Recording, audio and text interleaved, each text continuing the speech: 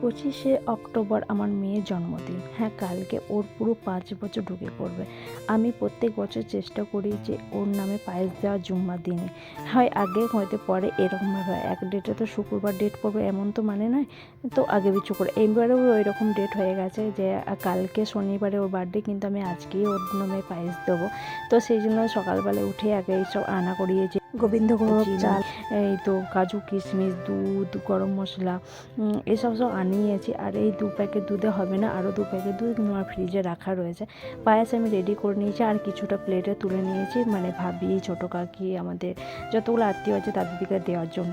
তারপর আমার শ্বশুরমশাই গোসল টোসল করে তারপরে জুম্মার নামাজ পড়তে যাওয়ার আগে আমি বললাম আমাদেরটা নিয়ে যান। তো নিয়ে যাচ্ছে আমার শ্বশুরমশাই। পথে আয়তের জন্য একটু সিন্নিও নিয়েছিল, ওটা একটু দিয়েছি।